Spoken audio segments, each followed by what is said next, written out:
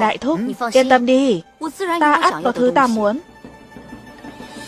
Nếu thúc đã lợi hại như thế, vậy thì hãy thi triển đôi chiêu dụ yêu quái ra đi. Ngoan. Chẳng phải Huyền Quang tự sẽ phái hai sư phụ tới giúp sao? Cháu không thấy đâu cả. Liệu có phải giữa đường bị yêu quái ăn thịt rồi không?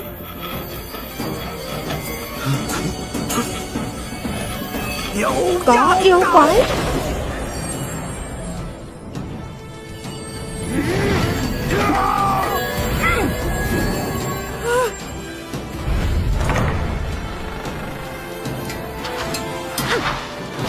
Chúng. Cô nương, rõ ràng không có thể dựa vào nhan sắc để kiếm ăn, sao lại bạo lực như thế?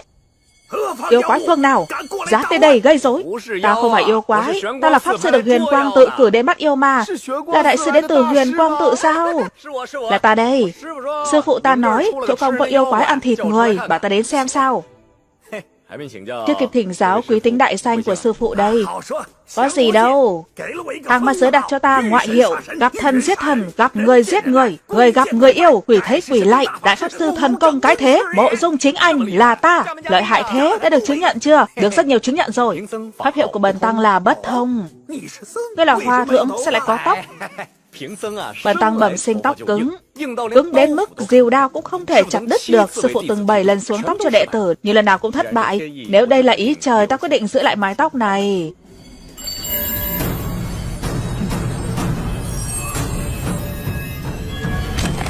Đến rồi.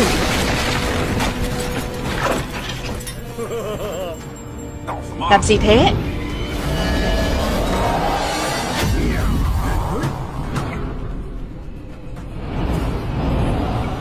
Vô sắc.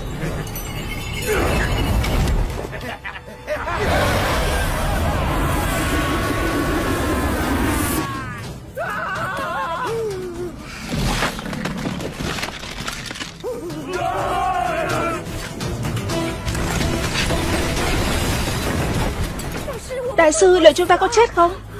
Phu nhân thành tâm lễ Phật, nhiều năm làm việc thiện, tích công đức, phúc duyên thâm sâu, ắt có thể chuyển giữ hóa lành. Còn về lệnh phu buôn bán không thành thật, chuyên bán hàng giả, khấu trừ tiền công, lại còn ức hiếp mẹ quá con tôi, lại yêu quái nhắm vào người này. Đại sư, ta xin ngài cứu phu quân của ta nguyện một mạng đổi một mạng. Thật sao? Nói láo. Chúng ta có rất nhiều tiền. Ngươi cần bao nhiêu nha hoàn, ta sẽ mua bấy nhiêu nha hoàn. Cho nó đến ăn no thì thôi. Nói có lý.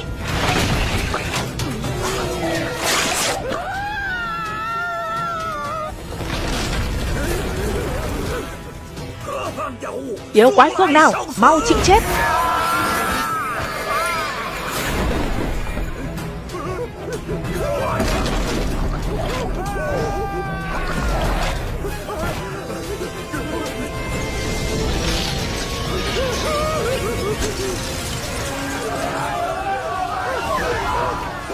Tránh ra, tránh ra.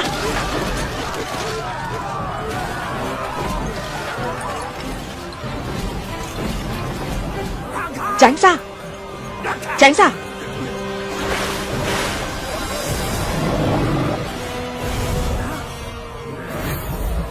Thiên địa vô cản, càn khôn kiếm pháp, dồn dập như quân lệnh.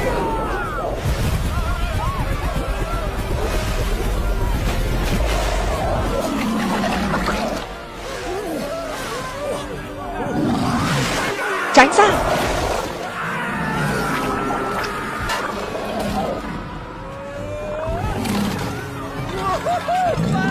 Tránh ra, phía trước tránh ra.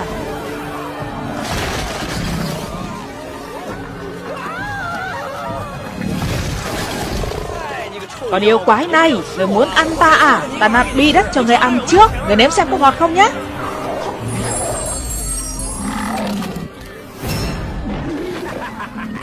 Bản lĩnh xấu xa, người vừa cho ta ăn cái gì? Bi đất cũng là một phần trên cơ thể ta, có ngon không?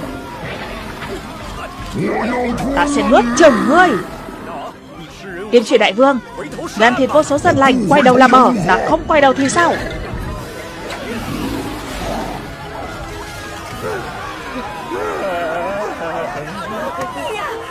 Chẳng không buồn cứu cả con, sinh thêm đứa nữa vậy.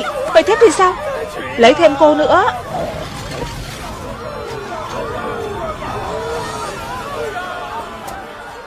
Người đi bắn vào xương đuôi của nó, ta sẽ bắn vào lưỡi nó. Được.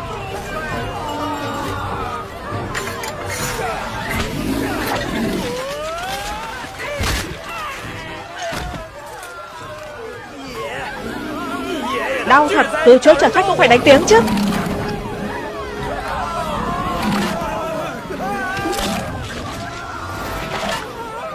Bà ơi, đừng sợ.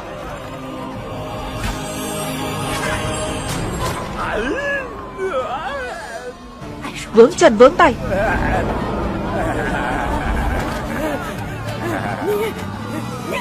Người dám sàm sỡ bà? Ta đâu có sàm sỡ bà. Có người bắn ta mà.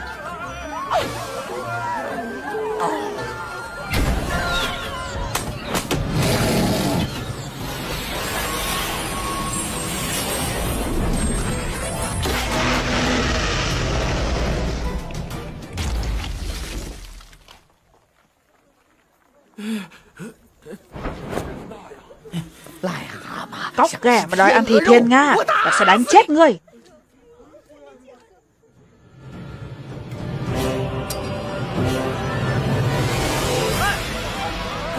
Này, dừng, cẩn thận có độc.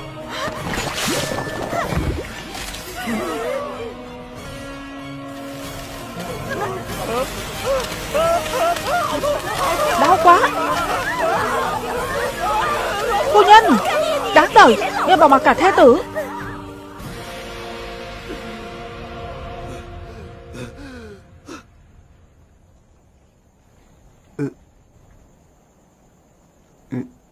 Đừng bắn ta. Ta đã cứu cô mà.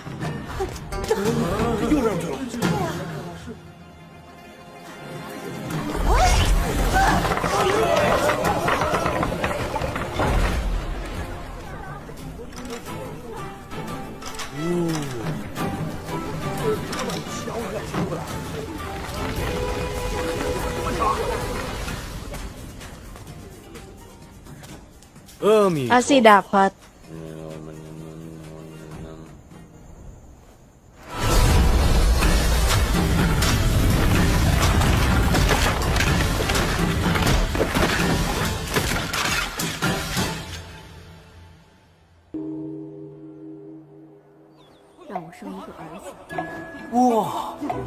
Làm gì thế? Đồ đệ ca. Sư phụ đừng gọi con là ca ca nữa. Người gọi thế làm con thấy khó chịu. Người ta mặc dù vai vế cao, nhưng tuổi tác hãy còn nhỏ mà. Nếu con không thích, ta gọi con là đồ đệ thúc nhé. Được rồi, ca thì ca. Sư phụ, họ làm gì thế? Sao rầm rộ vậy?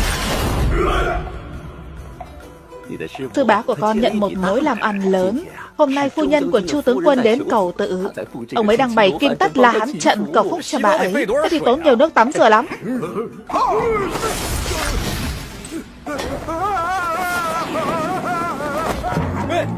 Sư bá. Sư huynh. Sư huynh, huynh không sao chứ? Tên xấu xa kia. Không đủ người nên cứ bắt ta lên. Sư huynh, cái này là sao? Phải đấy. Lúc đó hỗn loạn, không biết ai đã tóm lấy ta. Để ông ấy dậy. Sư bá, người bị mất màu rồi. Chất liệu sơn không tốt, ta đi dặm phấn đã.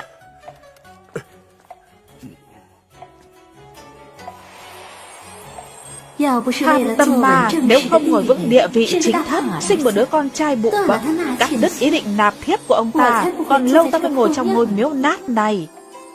Cũng may, tướng quân cho ta 1.000 lượng tiền hương hoa, ta chỉ quyên góp có 3.000, lại xung quỹ được 7.000 lượng rồi. Hắc tâm ma, tướng quân ngày nào cũng mê đắm, còn nha đầu Xuân Mai đó, bỏ ít thạch tín hạ độc Xuân Mai trước, diệt trừ hậu họa. Dâm tâm ma, chưa biết chừng tướng quân bất lực. Sáng mai xuống núi, về nhà mẹ đẻ ôn chuyện xưa với biểu ca. Xuân sắc một đêm cũng tốt. Sư phụ, vị phu nhân này nhiều tâm tư lắm. Xem ra Chu tướng quân sắp bị cắm sừng rồi. Phật tổ dạy chúng ta nhìn thấu cũng không được nói toạc ra. Không được nói, không được nói.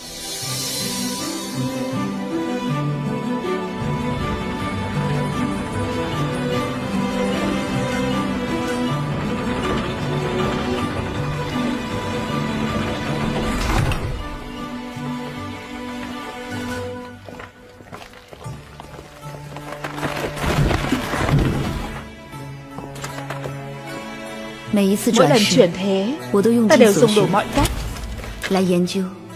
để tìm ra người ta yêu, giữa biển người. Ta có ký ức 1000 năm. 1000 năm qua, ta nghiên cứu kỹ thuật, kỳ môn đạo giác từ xưa đến nay chỉ để tìm ra một cách có thể sớm gặp lại chàng giữa vận mệnh này.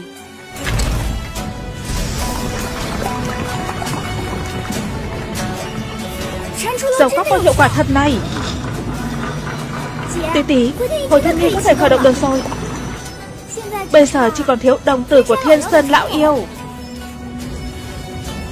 Là tỷ có thể xem lại 1000 kiếp trước. Vậy thì có thể biết diện mạo của Kim Đồng khi chuyển thế ở kiếp này rồi. Kim Đồng, Kim Đồng, rốt cuộc chàng đang ở đâu?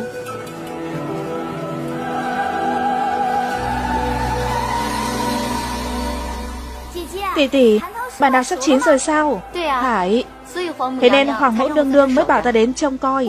Vậy cùng tỷ đợi 7 ngày 7 đêm rồi, chẳng được chợp mắt lúc nào. Buồn ngủ quá. Mới mà đi nghỉ đi, ta trông coi nơi này là được.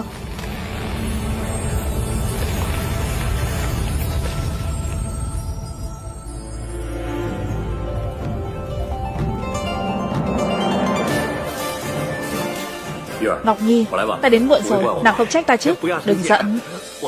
Hôm nay chúng ta đã thu phục được một con rồng rất hung hăng. Chúng ta đánh đến nỗi nó ị cả ra đấy.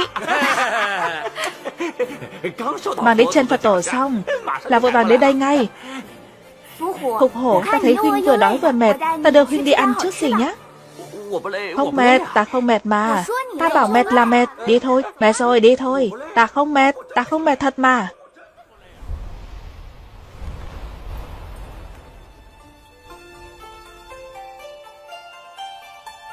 Kim Đồng, ta vẫn hơi lo. Nàng lo gì? Ta lo lỡ chuyện của chúng ta bị các thượng tiên biết được sẽ phạm đại tội bất nghịch với thiên đình. Vậy thì chúng ta hãy rời khỏi tiên giới, tìm một nơi nằm ngoài tam giới. Dù thế nào ta cũng quyết không rời xa nàng.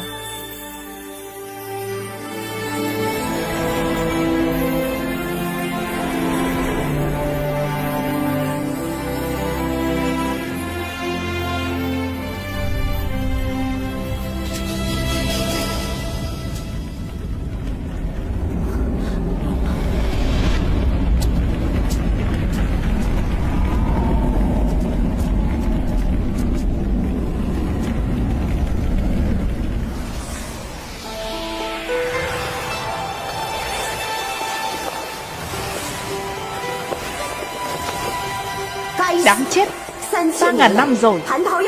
Bản đào 3000 năm mới ra quả một lần. Đối phản thần Kim Đồng, Ngọc Nữ vi phạm luật trời, khiến ai ra và các vị tiên gia phải đợi thêm 3000 năm nữa. Đúng vậy, chúng ta là phải đợi thêm 3000 năm nữa mới được ăn bàn đào. Nhất định phải trừng phạt họ.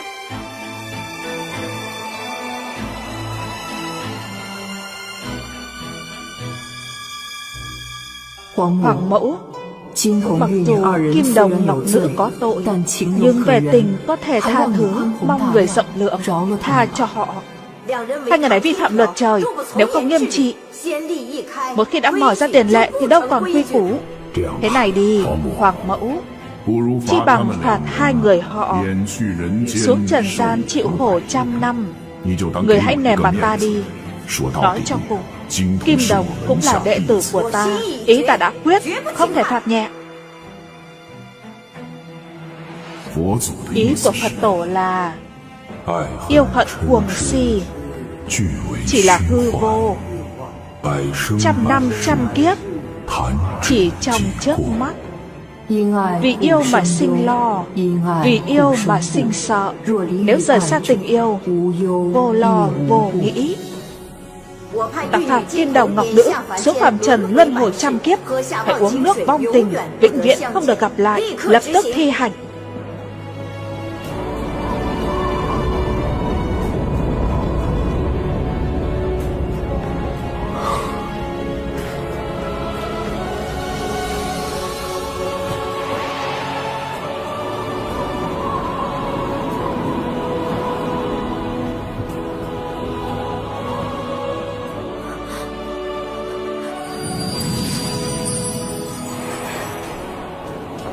Từ chối uống nước vong tình, tức là cam tâm gánh chịu kiếp nạn.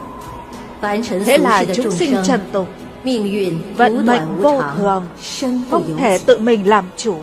Nếu không những một kiếp không được gặp Kim Đồng, mà 10 kiếp cũng không được nói với hắn một câu. Sao phải khổ thế?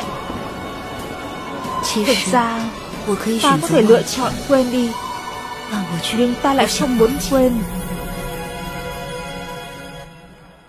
Kim Đồng, 1000年 1000 5个月 năm 06 tháng 天， 6 ngày rồi. 可是 Nhưng 这一世 kiếp này 皇 Hoàng 女 mẫu 在我头 gắn 上加 phong 了 ấn 封 lên 印， đầu ta. 我不 Ta 知 không 道 biết kiếp này 你今生 trông 变成 chàng 什 như 么 thế 样子。 nào.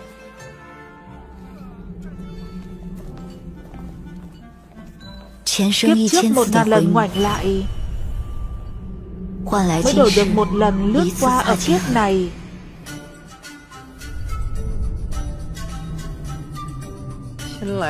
Cung nữ mới đến thật khó coi.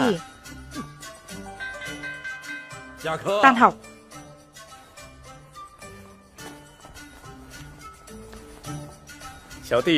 Tiểu đệ Lương Sơn Bá.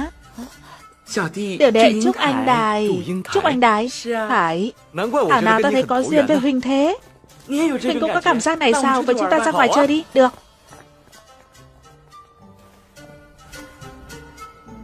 Kiếp trước 1000 lần gặp gỡ 能换来 mới 今 đổi 世 được một 的 lần 一 bên 次 nhau ở 相依 kiếp 相 này.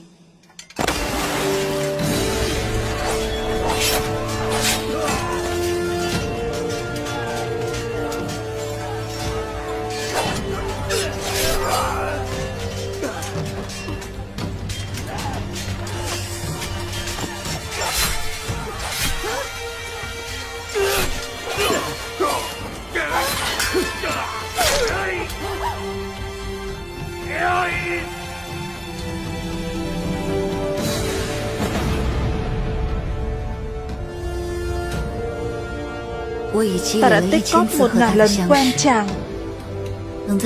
Liệu có thể ở bên chàng vào kiếp cuối? Chỉ còn thiếu đồng tử thôi.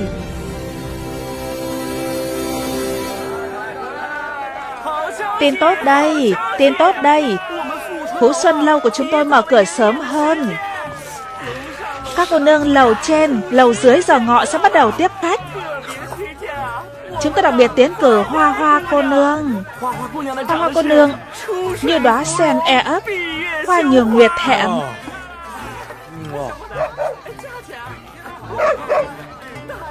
Người tên là gì? Ta ăn thịt dê, chứ có ăn huynh đệ của người đâu. Nhắm mắt lại. Chàng trai, công tử, tiểu nhị, khách quan. Người của Phú Xuân Lầu chịu khó thật đấy. Mới sáng sớm đã ra ngoài mời khách. Hắn là Hà Nhị Cẩu, nổi tiếng là thiên hạ đệ nhất tiện nhân của thành Hàng Châu. Sáng nào hắn cũng ra ngoài lôi kéo quan khách thay thê tử của hắn. Như thế chưa đủ ti tiện đâu. Thê tử của hắn chính là Hoa Hoa. Hắn không phải tiện nhân, hắn là một kẻ đáng thương. Ngài cứ dùng thong thả. Hòa thượng mà cũng ăn thịt. Đây là hòa thượng thật hay giả vậy? Ăn thịt dê dễ bị nóng trong, người phải dập lửa đi. Đến Phú Xuân Lầu tìm Hoa Hoa cô nương, giảm giá 50% cho ngươi. Thí chủ, hôm nay mây đen vẩn vũ trên đầu, rất có thể thí chủ sẽ bị đánh cho một trận.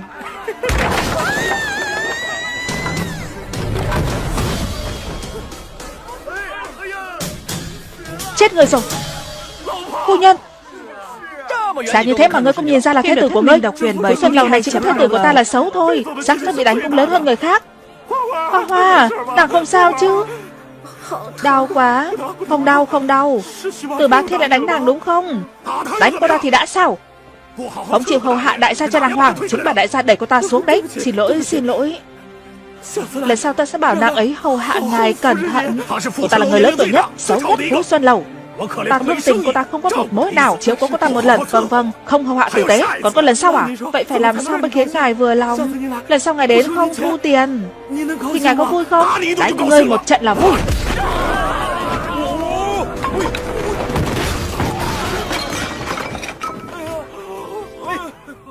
Thịt dê.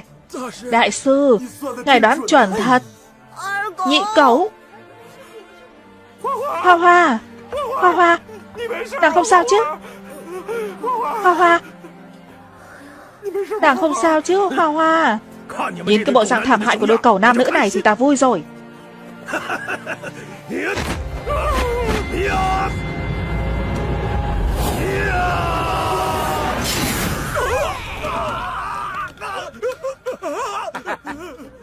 Thí chủ, tóc bần tăng bẩm sinh đã cứng rồi. Đâu phải thí chủ rồi, xin lỗi nhé.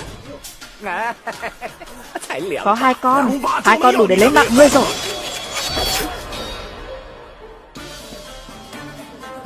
Vội gì, ta còn chưa nói xong mà. Thực ra, ngươi có 36 con.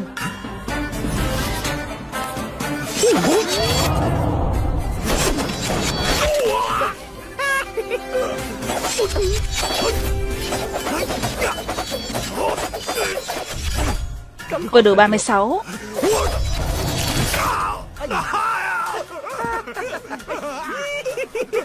Ôi lưng của tôi, lão tử không sợ yêu pháp của ngươi đâu.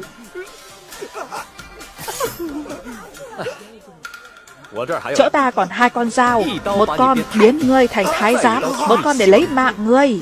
Trước khi ngươi hứa với ta sẽ không ức hiếp phu thê nhị cẩu nữa, ta sẽ tha cho ngươi. Ngươi đã xin thì ta cho. Được.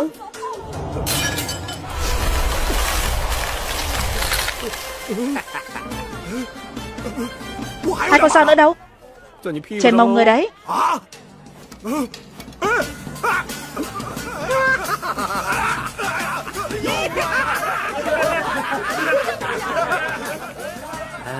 A Di Đà Phật.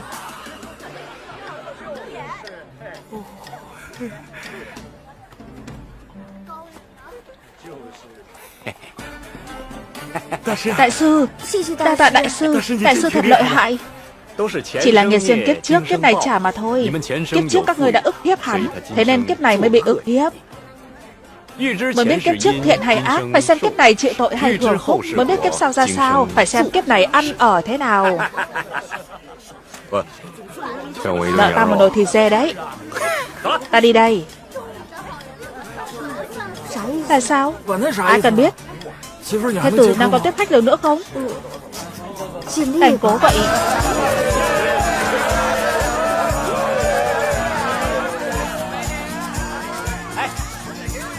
Cho ta một bình túy sinh mộng tử. Hết rồi. Tôi cho một bình túy ngoại sa trường. Cái gì cũng hết rồi. Cũng hết. Hôm nay các tỷ tỷ kia đã mua hết rượu rồi.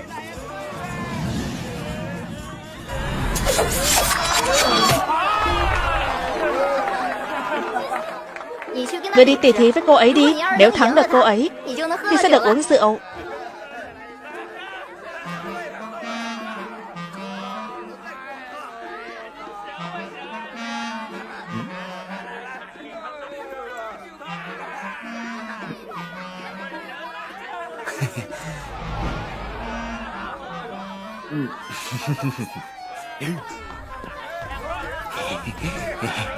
Có phải thắng cô sẽ có rượu uống không?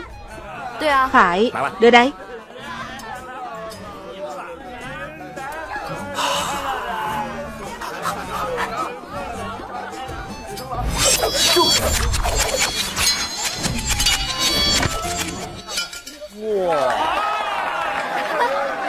Lợi hại thật.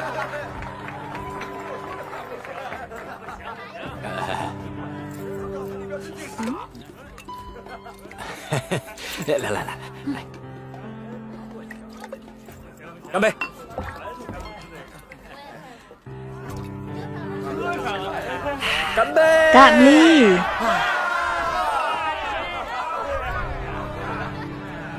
Thật vô vị. Làm người thật vô vị. Ngày nào cũng thắng. Thật muốn thua.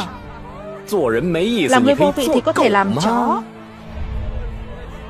Người nói xem sao năm nay lại nhiều yêu quái như thế. Đánh mãi cũng không hết. Ta không muốn làm nữa. Ta cũng không biết vì sao.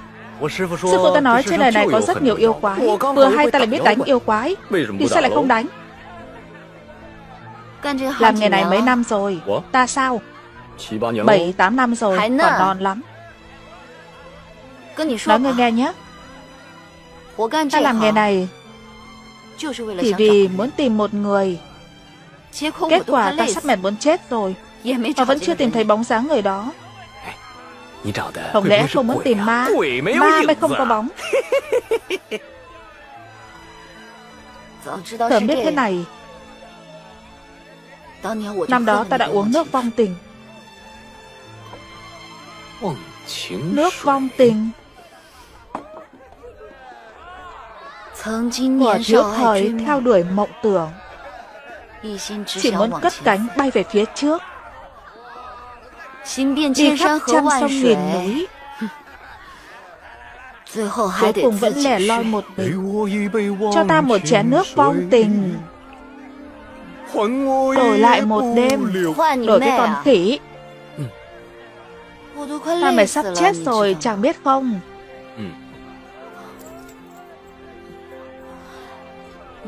Nếu chàng nhìn thấy ta, hãy thương ta một chút. Nếu chàng không thấy ta, vậy hãy nhớ ta một chút. Hắt xì một cái cũng được. Hắt xì à? Cô nhìn mặt trời kìa, nhìn mặt trời mà hắt xì. Đêm hôm lấy đâu ra mặt trời? Mặt trời chắc chắn ở trên trời. Ngươi điên à? Sao cô biết? Nào uống rượu đi. Nào, cạn chén nước vong tình này.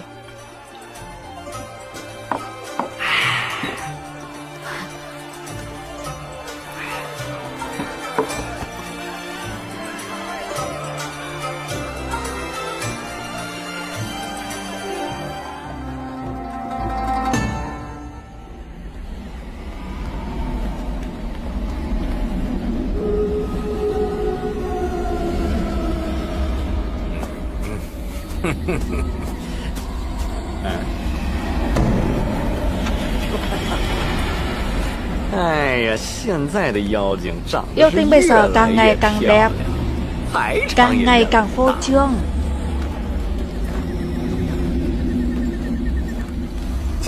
Hỏa thượng này có kim quang bảo vệ.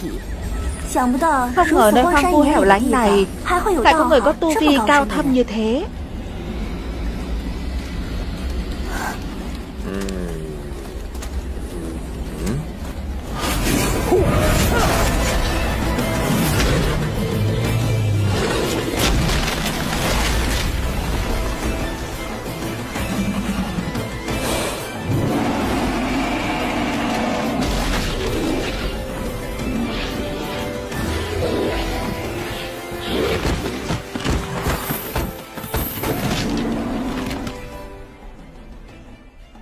A Di Đà Phật, đa tạ Phật tổ giúp ta thu phục độc long.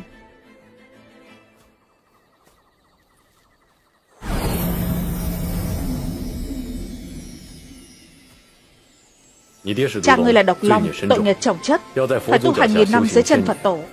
Nhưng người vô tội. Nào, uống một ít máu của ta. Có máu tiên thì có thể đưa ngươi ra ngoài.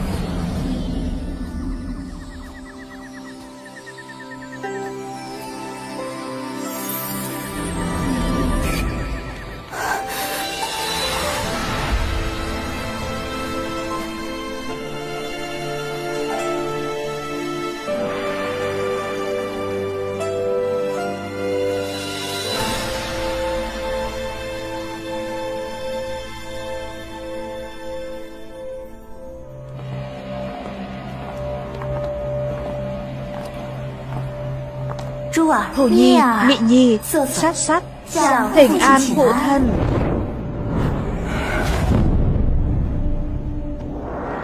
Hổ nhi, sau khi vào cung, việc ta sai các con làm tiến hành đến đâu rồi? Xin phụ thân thứ tội. Thái hậu, thống lĩnh thái giám, thống lĩnh Ngự Lâm quân đều đã bị chúng ta thiên tàm độc cổ.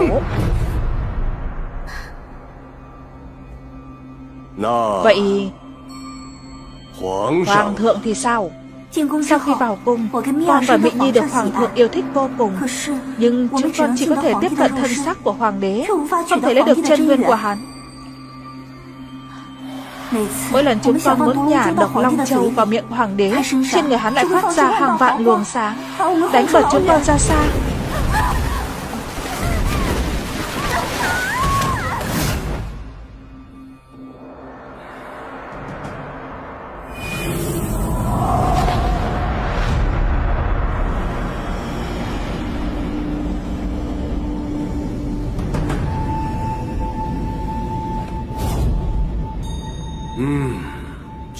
Tất cả là vì các con là yêu quái, chỉ cần có ý làm hại hoàng đế thì linh thần đế vương trên người hoàng đế sẽ phản kích.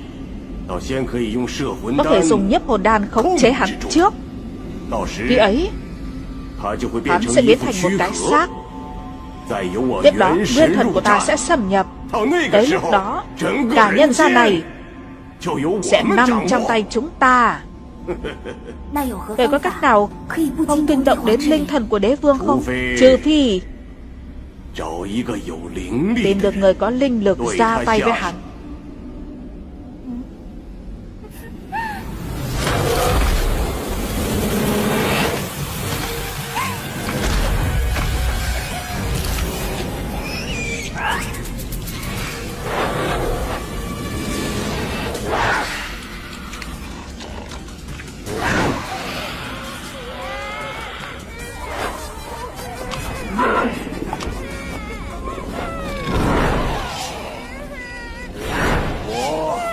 Đại tiệc ta chuẩn bị cho các con đây, mau tới thưởng thức đi.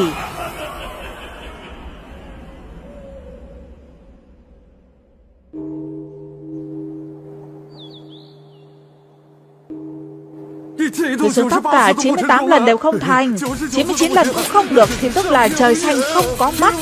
Ta chết. Tránh ra. Hôm nay ta không chặt đứt tóc ngươi thì ta sẽ chặt đầu ngươi. Sư phụ, con nợ người nhiều tiền lắm à? Vẫn không được. Lại. Ngày trước huynh làm mì sợi à? Sao để biết? Thủ pháp của huynh đã bán đứng huynh.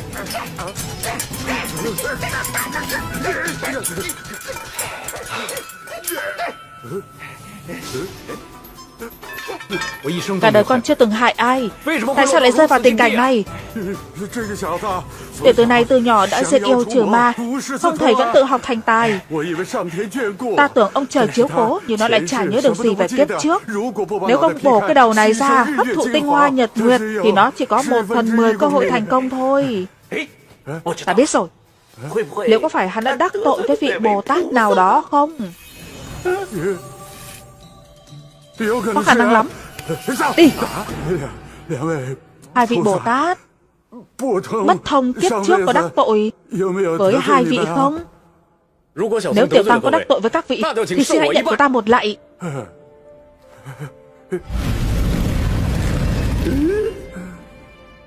Chuyện gì thế này? Còn mấy kia nữa. Xin nhận của ta một lạy.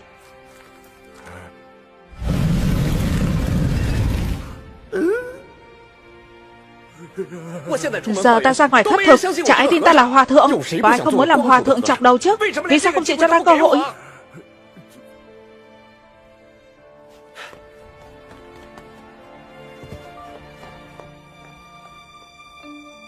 Quan Âm Bồ Tát, rốt cuộc con đã làm sai việc gì? Quan Âm nhắm mắt rồi. Quan Âm Bồ Tát, tại sao người lại nhắm mắt? Người mau nói cho con biết đi. Rốt cuộc tại sao con không thể xuống tóc? Có phải kiếp trước con đã gây nghiệt? Kiếp này phải chịu báo ứng. Tình duyên chưa dứt, đầu gối tay ấp, trên trời dưới đất đều thế. Một ngày nào đó ngươi sẽ gặp được cô ấy. Cô ấy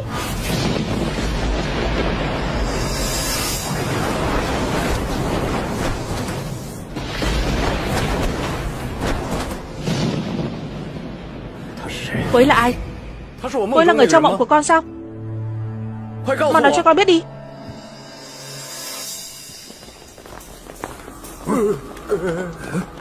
Cả người làm gì vậy? Sao lại xoay ngược Bồ Tát? Không liên quan đến ta, là hai người bọn họ. Hai người mau cút về thiên phòng. Chú phu nhân đến cầu tự, lôi Bất Thông xuống. Khoan đã, ta đánh chết người. Đánh cho ta, đánh chết cho ta. Có gì từ từ nói. Đánh người đừng có đánh vào mặt. Ta cứ đánh vào mặt đấy. Đã bảo đừng đánh vào mặt rồi, ta không tin.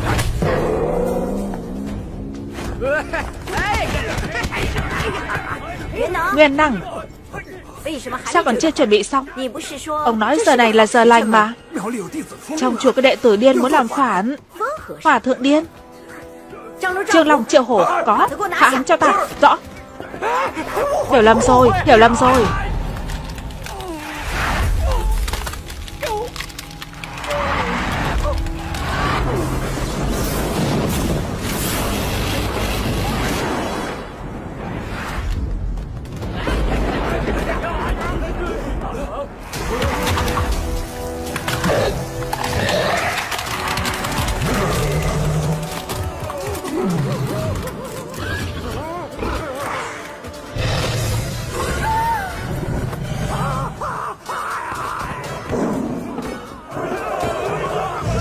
Chạy mau.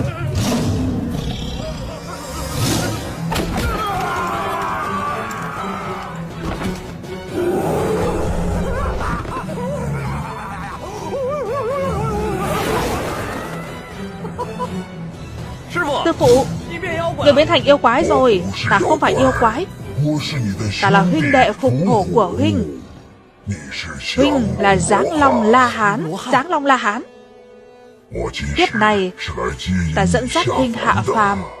Bất Thông, huynh mang trong mình tiền cốt vốn là kim đồng trên trời.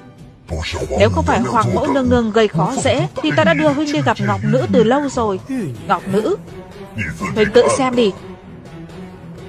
Xem đi.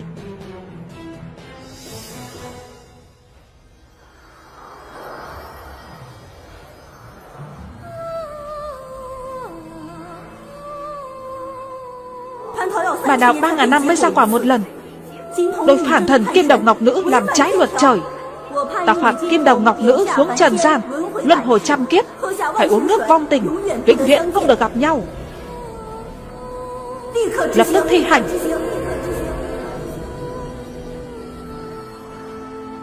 Ta biết rồi. Người con gái trong giấc mơ của ta chính là Ngọc Nữ. Sư phụ, người không sao chứ? Người biến trở lại rồi. Đồ đệ ca, giờ con hãy lập tức đến hẻm núi Thiên Sơn, thu phục Thiên Sơn yêu quái. Tại sao con phải thu phục Thiên Sơn yêu quái? Cái này ta cũng không biết. Bồ Tát sai ta nói với con. Người không sao thật chứ? Đồng người phun máu kia kìa. Vậy sao? Làm sao bây giờ? Đỡ hơn chưa? Đỡ nhiều rồi.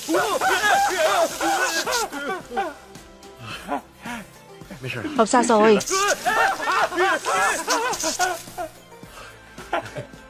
Không sao rồi.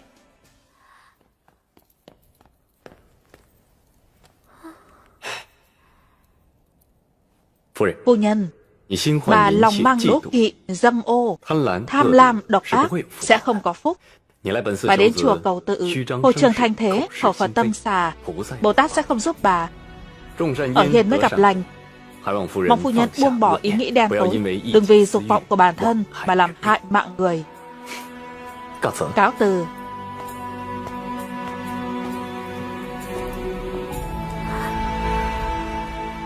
Bất Thông, huynh mang trong mình tiền cốt vốn là kim đồng trên trời. Nếu không phải Hoàng Mẫu nương nương gây khó dễ thì ta đã đưa huynh đi gặp Ngọc Nữ từ lâu rồi. Hẳn. Tốt. 1000 năm rồi. Ngươi không ngờ người lại biến thành hòa thượng. Còn nhớ nghĩa phụ từng nói có một mối thù không thể không trả. Năm đó chúng liên kết tới Bắc Hải bắt ta. Ta bị trấn áp dưới chân Phật tổ, bị rút long ngân. Đây đúng là sự sỉ nhục lớn với ta. Sau 500 năm bị trấn áp, ta mới may mắn thoát nạn. Mấy năm qua ta ra sức tu luyện, cuối cùng ăn mọc lại long ngân.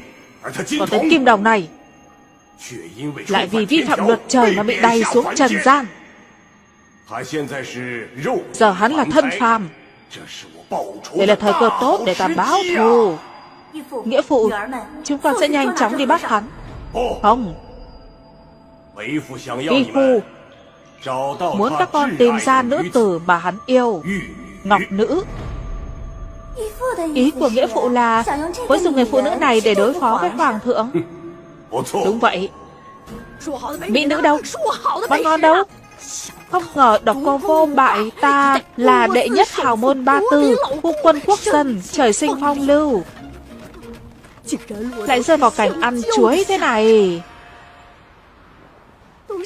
Có cái ăn rồi. Tiểu nhị, Tiểu nhị, Tiểu nhị. Ồ, đại ca to ghê. Cái gì ngon nhất? Mì cá viên. Mì cá viên. Không có cá viên. Mì nầm bò. Không có mì. Bún cá viên. Không có cá viên. Bún nầm bò. Không có bún. Vậy các người có cái gì? Chả có gì hết. Không có gì sao còn treo biển bán hàng? Chỉ nhờ cái biển này mới bán hết đấy.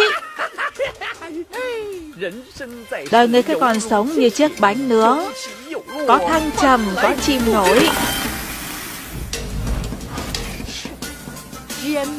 Hiệp sĩ bánh nướng.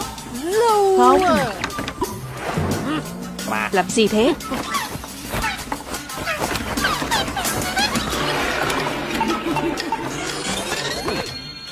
Đội trưởng Mỹ.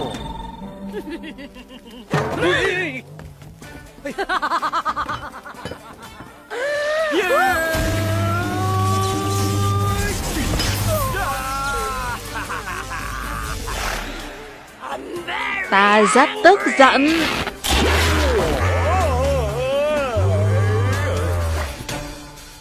Đại ca, huynh thắng rồi. Sao lại mất máu? Ta đã nói với các ngươi rồi, đừng có mua hàng của Sơn Trại. Phải nói bao nhiêu lần nữa? Đại ca, không phải hàng giả đâu.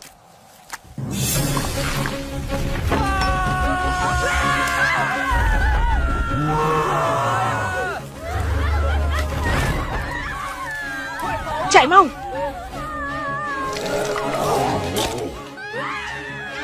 Chạy.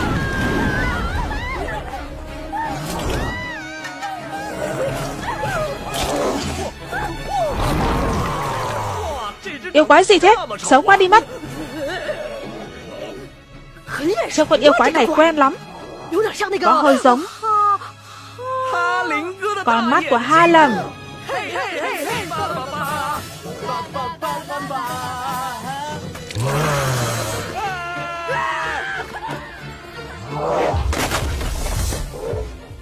Hóa ra đây chính là Thiên Sơn lão yêu. Muội vòng lại từ bên kia, chuông dưới đánh vào khớp gối của nó. Chạy mau.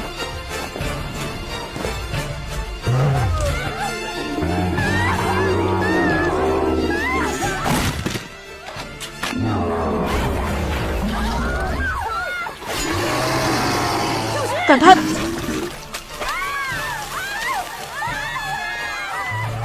Muộn rồi.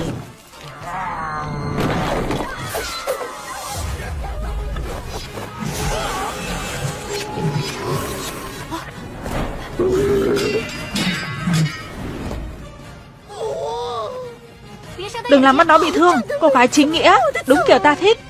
Cẩn thận.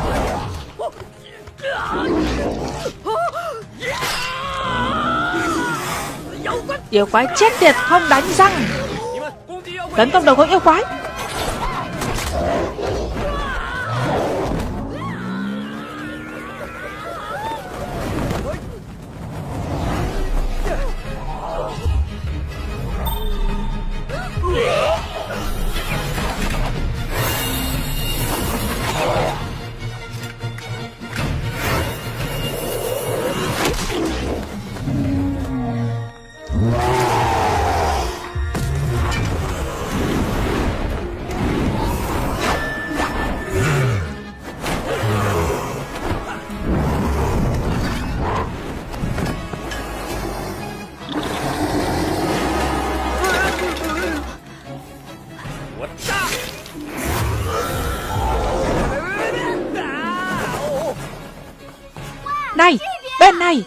Người ta dù gì cũng là mỹ nữ. Nè mặt trước đi.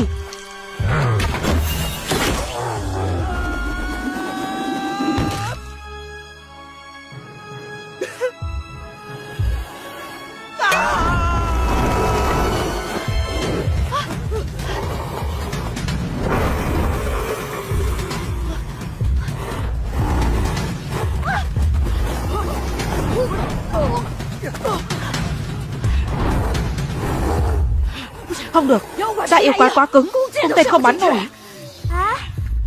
Tóc hòa thượng cứng lại rồi, còn hữu dụng hơn cả tên thì phải. Hòa thượng, có muốn bay không? Ta đâu phải là chim, bay thế nào? Phẫn nộ một chút là được. Chim nhỏ phẫn nộ. Angry Bird, lùi về sau. Cả người chưa được sự đồng ý của ta đã đưa ra quyết định như thế. Ta thực sự rất phẫn nộ. 1, 2, 3, phóng.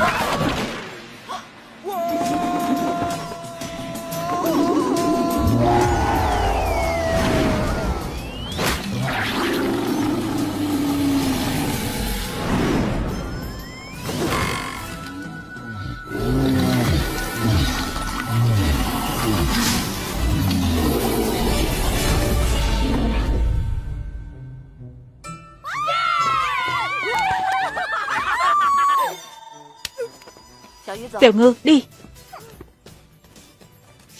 Đã.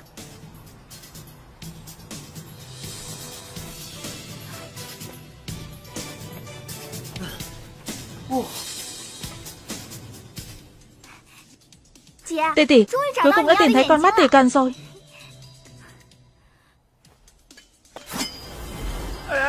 Này, cô định làm gì?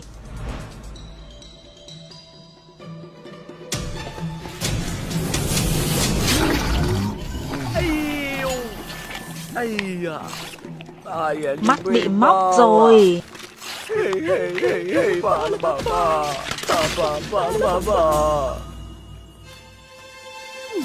Nữ thần đi đâu chúng ta theo đó. Nơi này được đấy. Nhìn kìa, người còn trẻ thì chú ý rèn luyện đi. Nhìn xem ta có việc gì đâu. Thân trên gánh vác nặng nề. Tỷ tỷ, của ta cũng không nhỏ mà. Bụng ấy. Ở nhà ta không được đi lại lung tung, cũng không được sờ mó lung tung. Tắm rửa rồi ngủ một giấc, sáng mai ai về nhà nấy, mẹ ai nấy tìm. Nghe rõ chưa? Bất thông. Ngươi từng nghe câu này chưa? Chưa. Vào nhà nàng một lần bằng 10 năm cưa cẩm.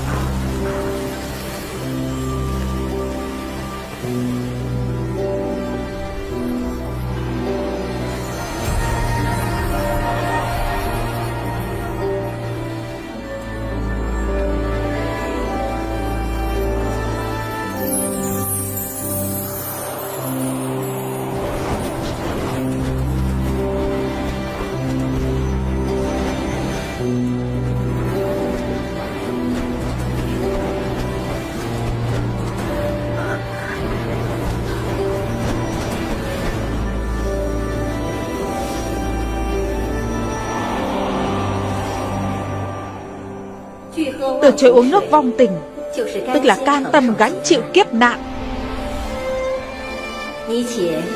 Ngươi không những một kiếp không được gặp Kim Đồng, mà 10 kiếp cũng không thể nói với hắn một câu.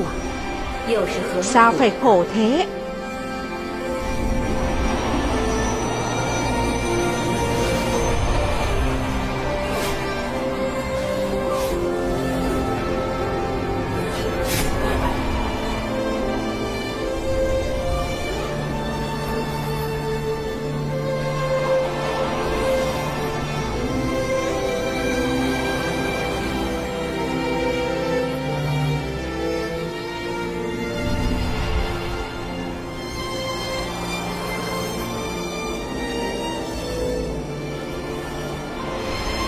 Ngọc Nhi, Kim Đồng, lợi chuyện của chúng ta bị các thượng tiên phát hiện. sẽ phạm tội đối nghịch thiên địch. Vậy thì chúng ta hãy rời khỏi thiên giới, tìm một nơi bên ngoài tam giới. Dù sao ta cũng quyết không rời xa nàng.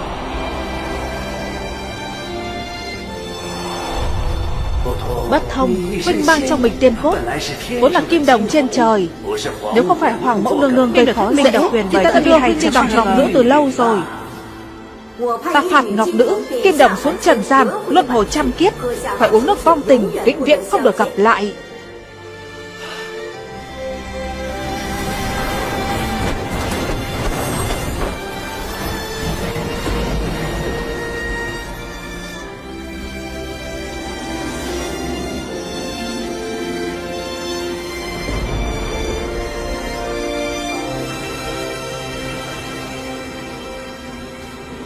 Rốt cuộc cô ấy là ai?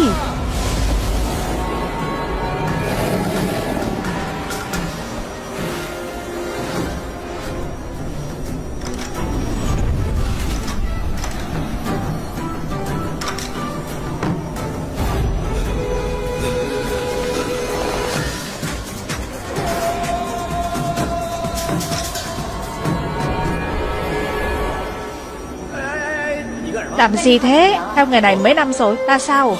7-8 năm rồi, còn non lắm. Ta theo nghề này là để tìm một người. Kết quả là ta mệt sắp chết rồi, mà vẫn không thấy bóng dáng người đó. Sớm biết thế này, năm đó ta đã uống chén nước vong tình kia. Thuở niên thiếu theo đuổi mộng tưởng, chỉ muốn bay về phía trước, đi qua trăm núi ngàn sông, cuối cùng vẫn cô đơn lẻ loi.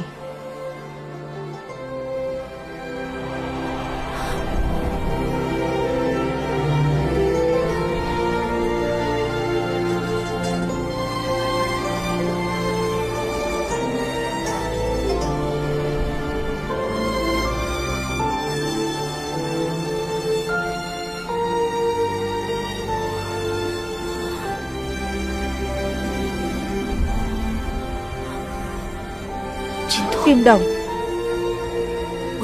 ta tìm chàng 100 kiếp rồi.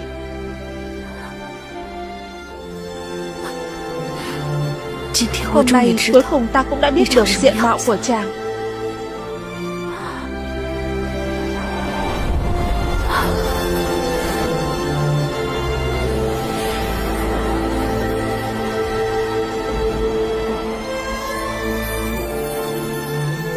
Xin lỗi,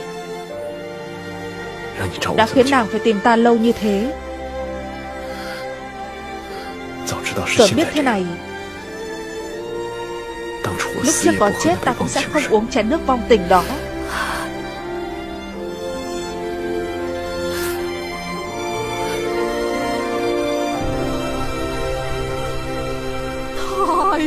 Cảm động quá.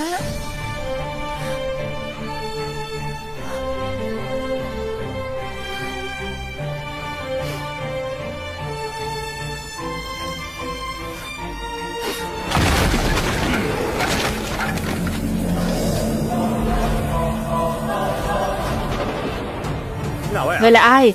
Mặc nhiều thế không nóng à? Cửu Long Cẩm Bào, Ngọc Đới Kim Tu, chỉ có thái tử mới có trang phục này. Bắc Hải Độc Long cuối cùng đã nhận ra ta. Lão rồng kia, không ngờ ngươi lại chạy ra ngoài. Năm đó lột da ngươi, rút gần ngươi vẫn chưa đã hả? Hôm nay là ngươi ngái xương có đúng không? Hôm nay ta phải bắt cô ta đi, muốn đưa nữ thần của ta đi, không dễ thế đâu.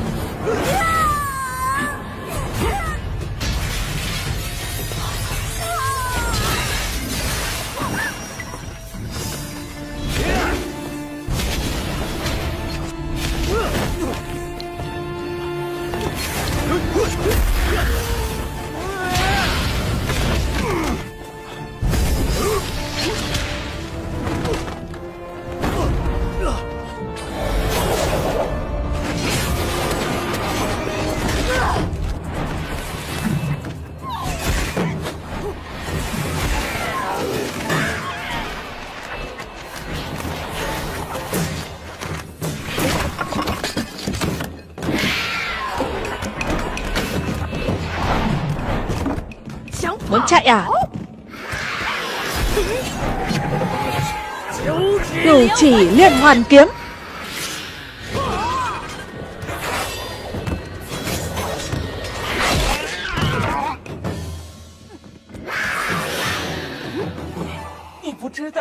Ngươi không biết mèo có 9 cái mạng sao? Ta có 18 con dao.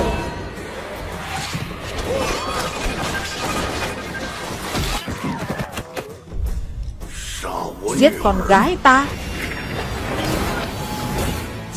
Cửu chỉ liên hoàn kiếm. Xuất kiếm.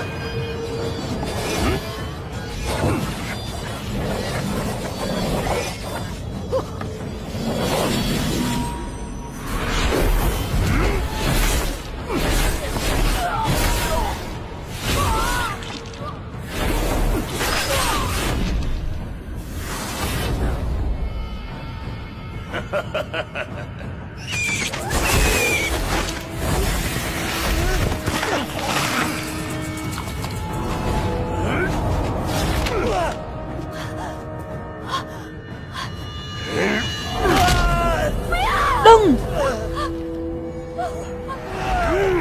Đừng giết chàng! Kim đồng!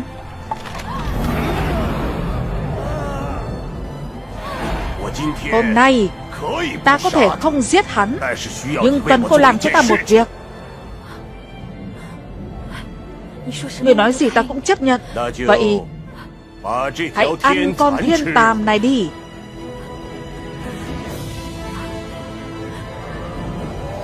Kim đồng! Kim đồng! Sắt sắt! Đừng!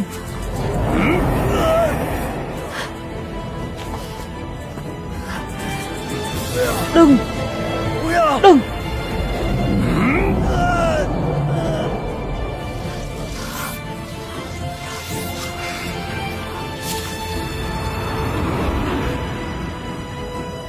Chỉ cần cô ăn con thiên tàm này, nó sẽ bám chặt lấy tâm nhĩ của cô. Nếu cô không nghe lời, nó sẽ cắn nuốt thịt của cô.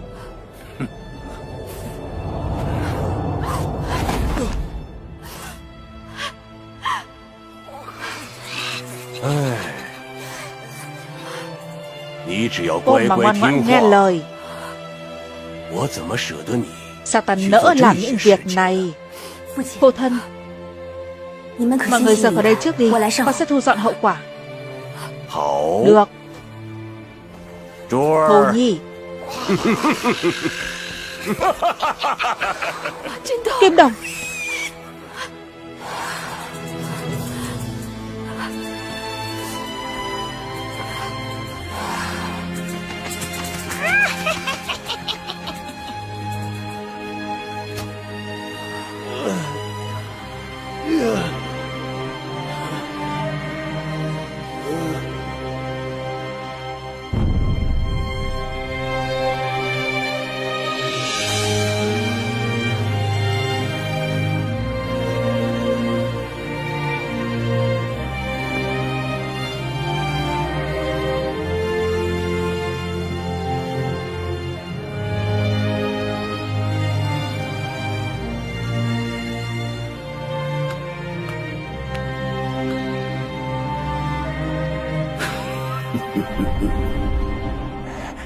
Yên tâm đi.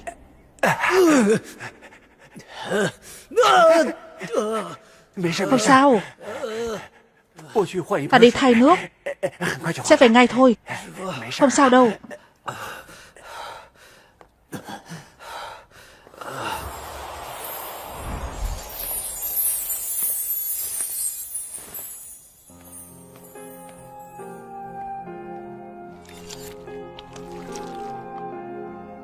Ngày ăn mật rắn của ta sẽ giải được bách độc, khôi phục nguyên khí.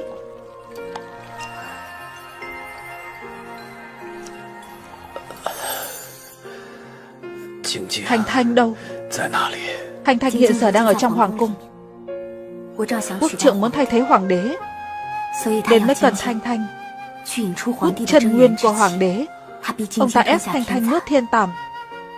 Nếu Thanh Thanh dám trái ý quốc trưởng, Hồi sẽ phải chịu nỗi đau bị thiên tàm nuốt tim. Ta không muốn ngài tự tìm đường chết. Ta nhất định phải đi.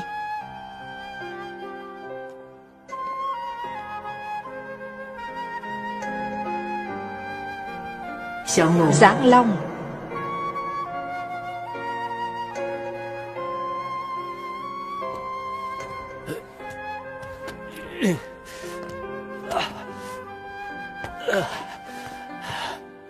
Quốc trượng quấy nhiễu triều cương, kinh động thiên đình.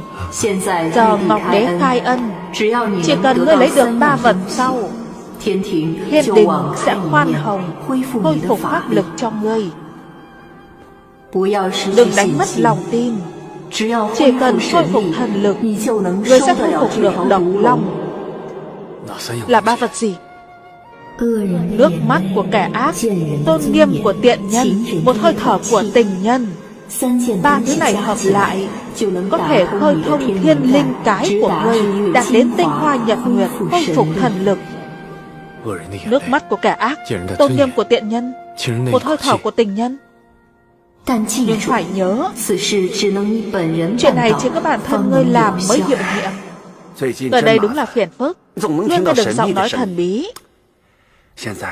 Giờ phải đi đâu tìm những thứ này? Ta biết tìm ở đâu. Phú Xuân Lầu chúng tôi mở cửa sớm, sợ về nhà muộn, vì thái tử phát hiện thì chơi sớm một chút. Chàng trai cơ thể cường tráng quá, mau vào đi. Nhị cẩu. Đại sư, đa tạ ngài lần trước đã cứu ta, ta phải báo đáp ngài mới được. Hôm nay Hoa Hoa rảnh rỗi, mời vào phòng. Nhị cẩu, hôm nay đúng là ta cần người báo đáp. Và đã, người xuất gia chúng ta không được vào Thanh Lâu. Lắm chuyện. Ông không nói, ta không nói, ngài ấy không nói, trời biết đất biết, ông biết. Đúng không đại sư? Đi nào. Làm gì thế? Hôm nay ta muốn ngươi báo đáp ta. Ta cũng được sao? Nhưng mà ta phải uống 2 viên giảm đau đã. Nghĩ đi đâu thế? Ta cần tôn nghiêm của ngươi. Hút muối. Tiểu Nhi, vào bếp lấy ta hút muối. Được.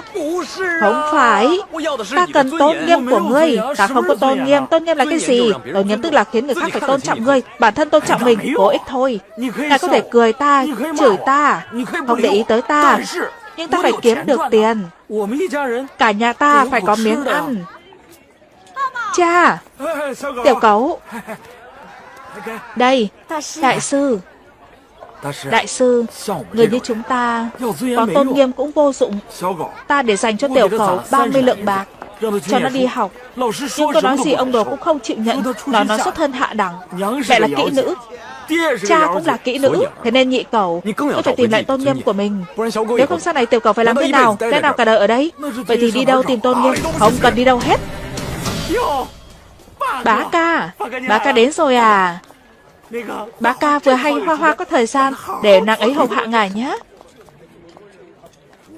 Ta đến đòi nợ. Chúng ta nợ tiền ông khi nào? Hôm đó bá ca thua cược ở sòng bạc, nói là ta mang đến vận đen cho ngài ấy, muốn phạt ta 1 lượng bạc, nhưng ta lại không có tiền, không đưa sẽ đánh gãy chân ta. Ta nói cho phát nợ xong lại quên mất. Không ngờ ngài tưởng thật mà tìm đến đây. Nửa tháng 1 lượng, lãi mẹ để lãi con 40 lượng. Thế chúng ta có nhiều tiền thế được? Bá ca, 40 lượng, thế khác gì đòi mạng ta? 2 đứa nhỏ kia cũng được, có thể bán được ít tiền. Không được, không được, không được. Dừng tay. Từ Bá Thiên, coi ta không tồn tại à? Đánh.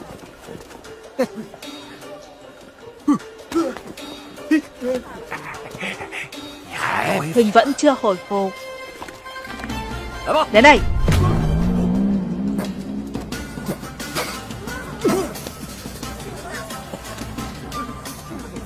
Sao đây không nhắc nhở ta? Ta đã nói rồi, nói to lên chứ. Đánh hắn trước đi, ta nghỉ 1 lát đã. Nhào vô. Hắn bị thương rồi, không còn pháp lực nữa. Đánh thật mạnh cho ta. Đánh xong rồi à?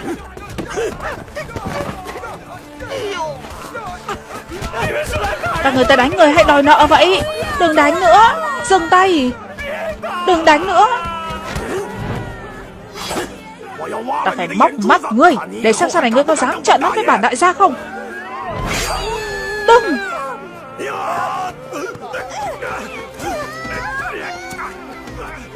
Tiểu Hoa, Tiểu Cẩu, mau qua đây. Đừng! Đừng!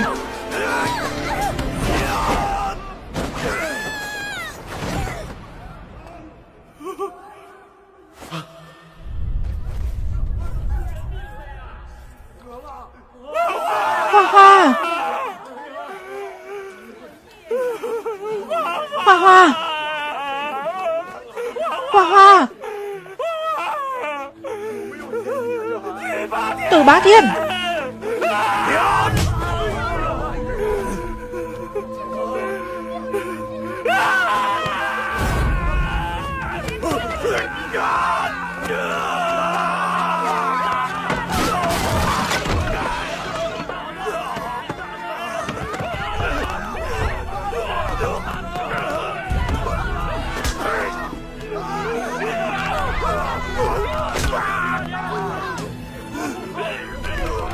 Tránh ra, tránh ra.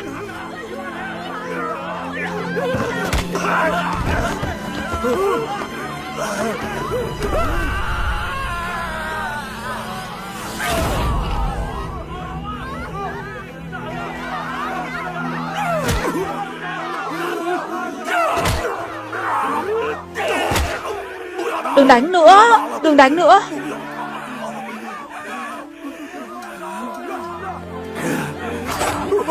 Đừng giết ta, đừng giết ta. Sao này còn dám bắt nạt người khác không? Không dám nữa. Xin lỗi, Nhị Cẩu, xin lỗi.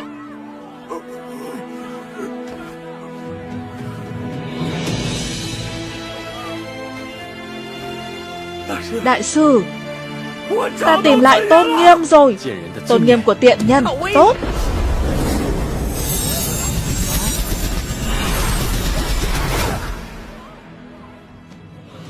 Nhị Cẩu, ngươi tìm lại được tôn nghiêm rồi. Ta cũng khôi phục 1/3 công lực rồi. Chuyện gì thế này?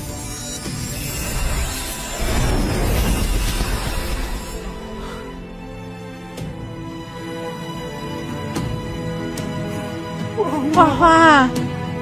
Hoa Hoa!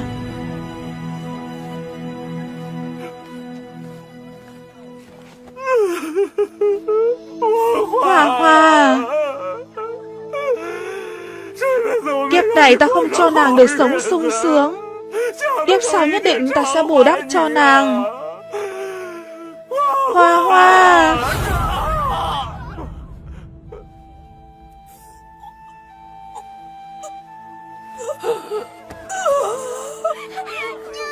Cha, mẹ, hai người tỉnh lại đi.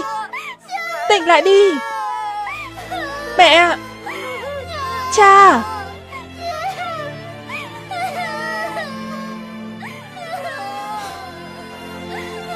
A-di-đà Phật. Sớm lên cõi cực lạc. Ta sắp khóc như mưa rồi, nhưng nước mắt của ta lại vô dụng. Ta vốn là cô nhi, từ nhỏ đã không được gặp mẹ. Ta hại họ nhà tan cửa nát vì ta đố kỵ họ có gia đình. Ta sai rồi. Ta sai rồi. Ta nhất định sẽ chăm sóc hai đứa con của các ngươi.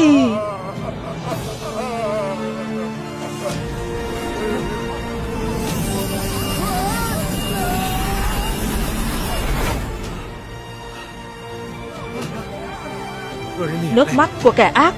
Ta còn thiếu hơi thở của tình nhân. Nguyên khí của ta đã khôi phục rồi. Đi cứu Ngọc Nữ thôi, đi.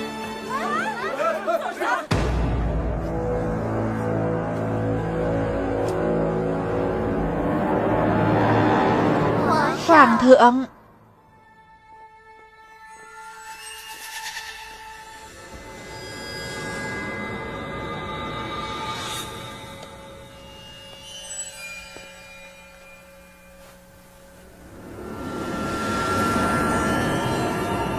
Ngọc Nhi, nàng thật đẹp.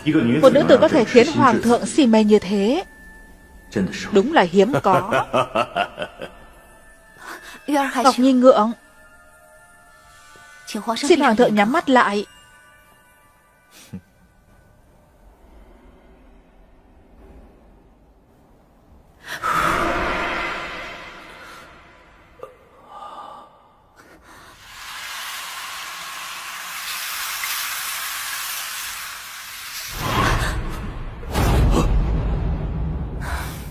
Xin hoàng thượng mau chóng rời khỏi đây.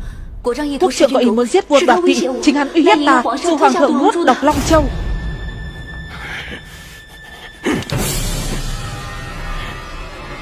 Làm trái mệnh lệnh của ta, ta sẽ khiến người sống không bằng chết.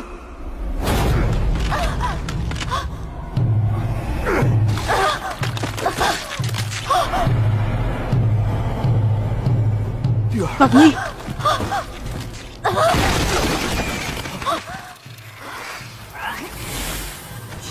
Thiên Tàm đã ở trong bụng cô quá 3 ngày, chắc đã mọc vuốt rồi.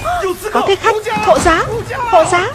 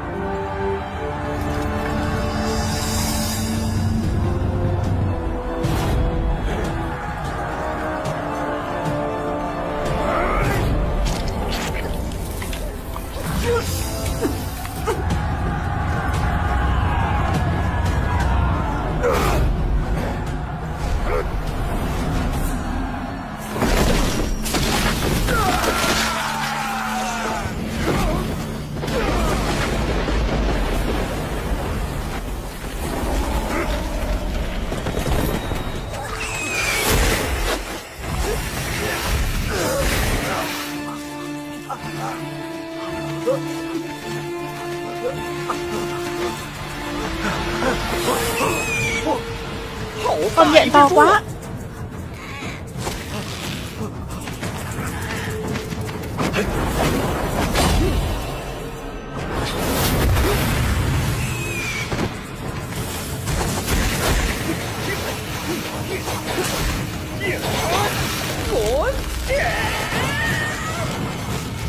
Biến.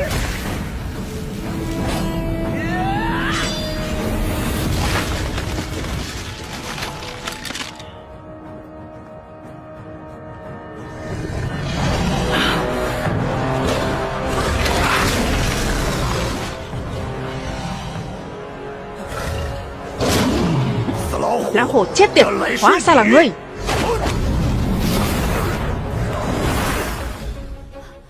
Cho ta mượn một hơi thở. Không đủ. Quan âm nương nương, đã nói là hơi thở của tình nhân mà, sao lại lừa ta? Có lẽ vẫn chưa đủ. Vẫn vô dụng. Đi theo ta.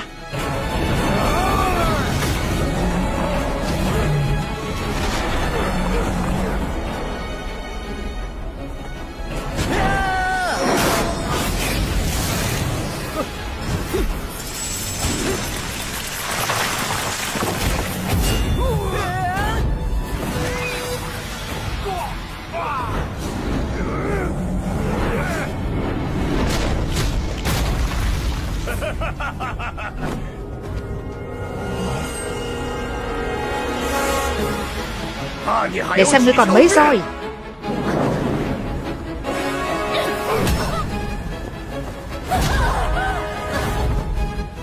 Ngọc Nhi. Hổ trảo thâu tâm.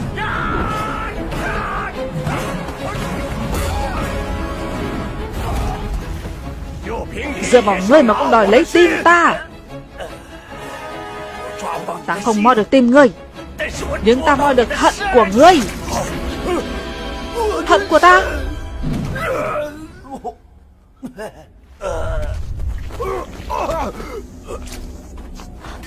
Ngọc Nhi.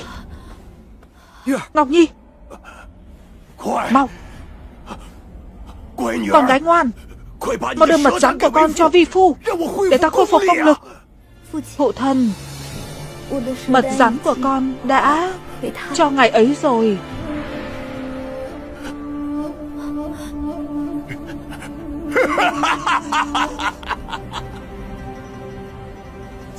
Tiện nhân! Kim Đồng, ta tìm chàng 1000 năm rồi. Ta biết.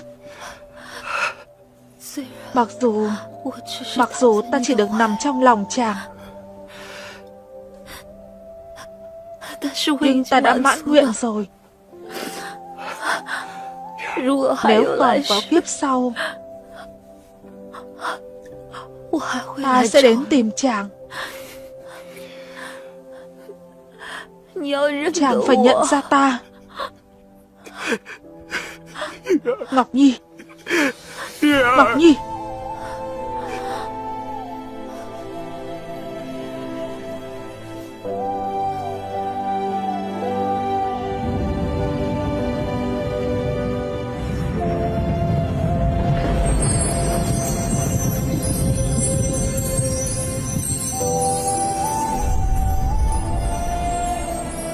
Ngọc Nhi, Ngọc Nhi, Ngọc Nhi.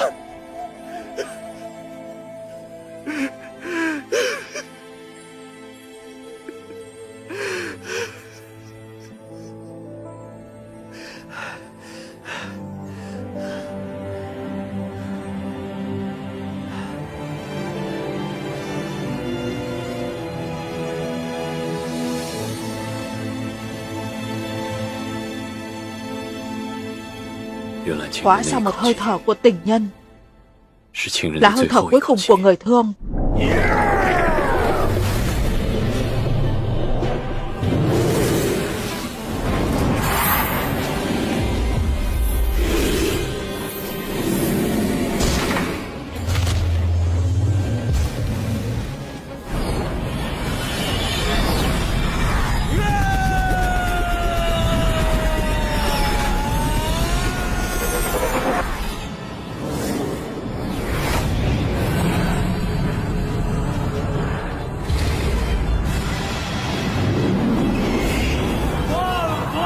Vạn Phật Triều Tông.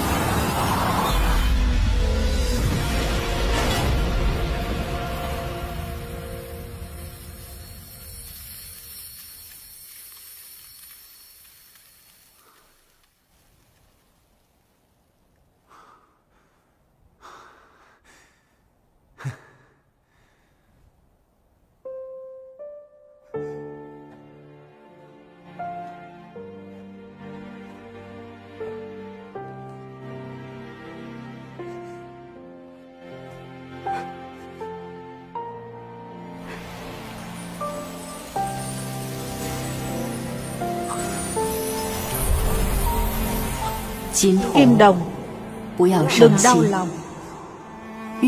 Ngọc Nữ và Phục Hổ gặp kiếp nạn. Giờ ngươi có thể về tuyên đỉnh Minh Độc Huyền bởi TV2 trở thành Giáng Long La Hán. Ngọc Nữ không còn nữa. Con còn về làm gì? Con thà ở lại nhân gian, trừ yêu diệt ma, đối phó với tham quan, tạo phúc cho con người. Ngươi định không quay về thiên giới? Vâng. Con muốn ở lại đây. Được.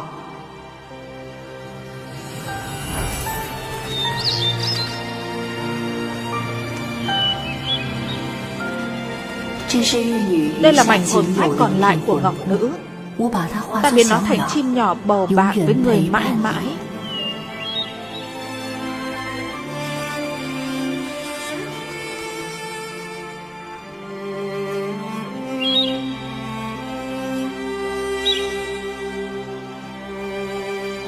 Quan Âm từ bi.